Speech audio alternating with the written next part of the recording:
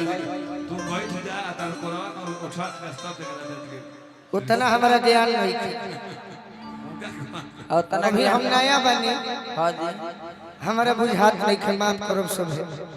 लइका समझ के अभी हम नया बनी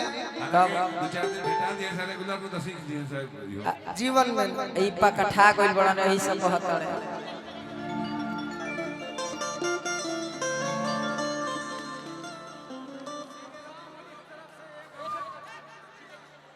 जी देवी खइबू ना जलेबेली खई है लेंचा ना श्री राम अच्छा बिक्स जोन हम सीमेंट वाला ईंटवा बनेले चिमनी मालिक बानी श्री राम भैया आशीर्वाद देले बनी आशीर्वाद के प्रति का हो अच्छा अच्छा वो होई वे तो होते करे सुनी सुनी भगवान कहता रहे कहला का सुनी सुनी भगवान तो सब बुझाता चर्च पे खड़ा भी रही चर्च जन बिहान हो खेती आज राजा जी के कुरवे में जवान हो खेती आज राजा जी के कोरवे में जवान हो खेती आज राजा जी के कुरवे में जवान आज राजा जी के कोरवे में जवान हो खेती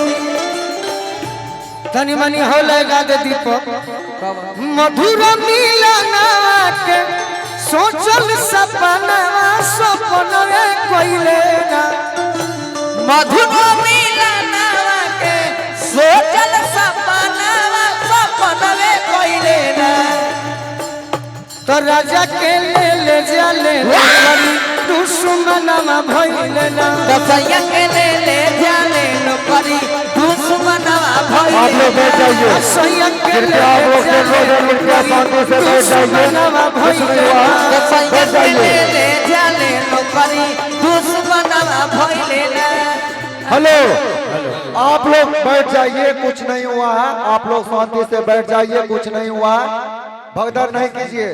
आप लोग शांति से बैठ जाइए हेलो आप लोग बैठ जाइए शांति से कुछ नहीं हुआ डोरा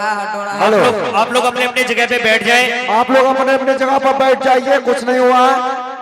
क्या हुआ डोरा साफ रहे डोरा साफ हेलो उसको पानी दीजिए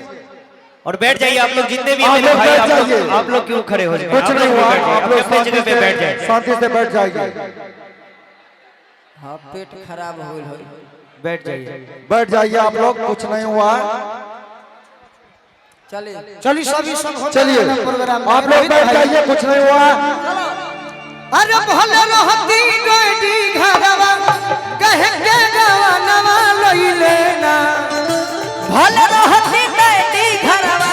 कहे के गवानवा लइले ना तो सैया के ले जाले नौकरी दुश्मनवा भइले ना दसैया के ले जाले नौकरी दुश्मनवा भइले ना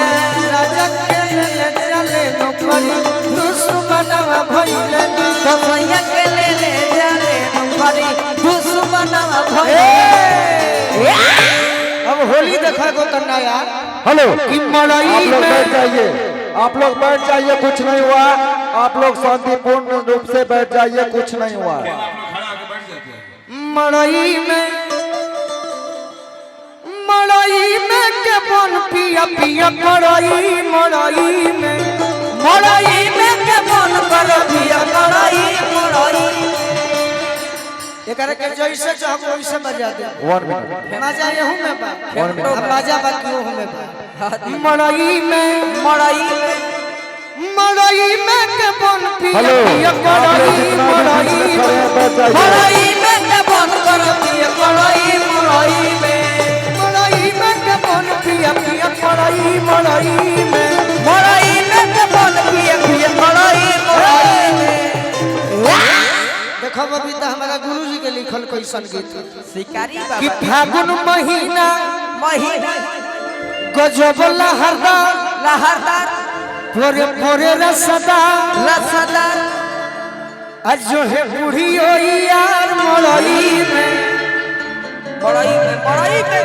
अब पूरा वैया ननद करे छे छड़ई में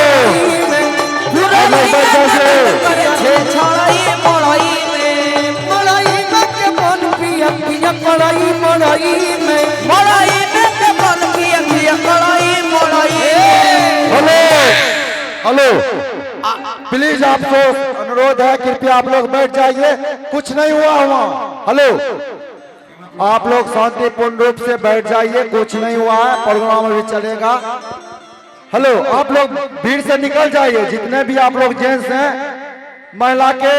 कक्ष से आप लोग निकल जाइए, कुछ नहीं हुआ है, आप लोग शांतिपूर्ण रूप से बैठिए। हेलो आप लोग बैठिए भी। हेलो आप लोग जितना भी महिला कक्ष में पुरुष हैं आप लोग बाहर निकल जाइए। जितना भी पुरुष महिला कक्ष में घुसे हैं आप लोग से अनुरोध है, कृपया आप लोग बाहर निकल जाइए,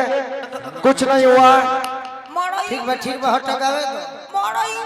अरे की डाले फरका से रंग